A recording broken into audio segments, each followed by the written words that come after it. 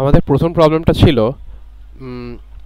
গ্যাজিবো simulated এনভায়রনমেন্টে টার্টেলবট 3 বটটাকে control করতে হবে।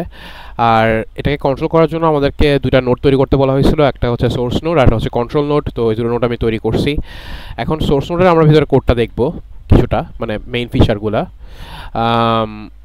Source নোডে আমি স্পিচ রিকগনাইজ করার জন্য যেই অ্যাডিশনাল প্যাকেজটা ইউজ করছি ওটা হচ্ছে স্পিচ রিকগনিশন, আর আরেকটা প্যাকেজও ইনস্টল করা লাগছে, ওটা হচ্ছে পাই অডিও।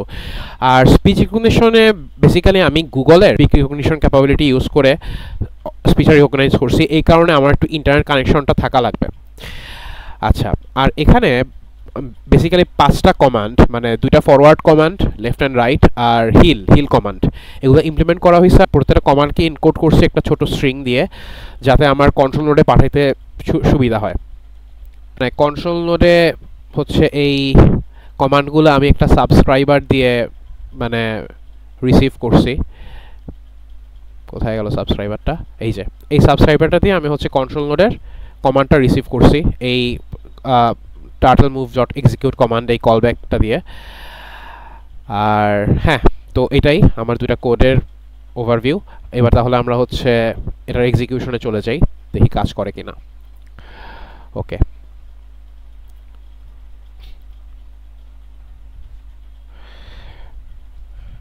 তো সোর্স নোডটা আমি চালালাম, আর এখানে কন্ট্রোল নোডটা চালাবো।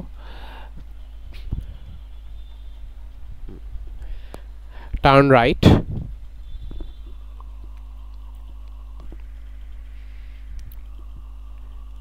Turn right,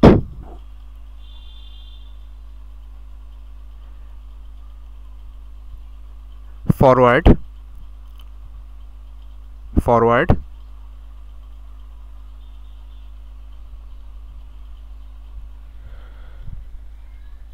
turn left,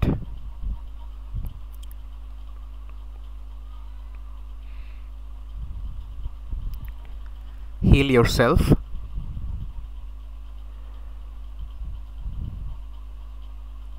forward 5 seconds,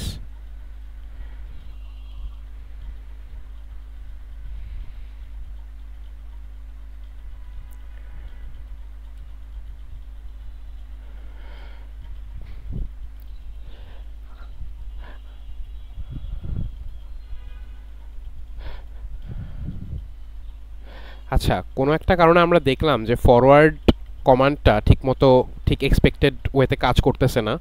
মানে এটা কেন আমি নিজে অনেক চেষ্টা করে ফিগার আউট করতে পারি নাই।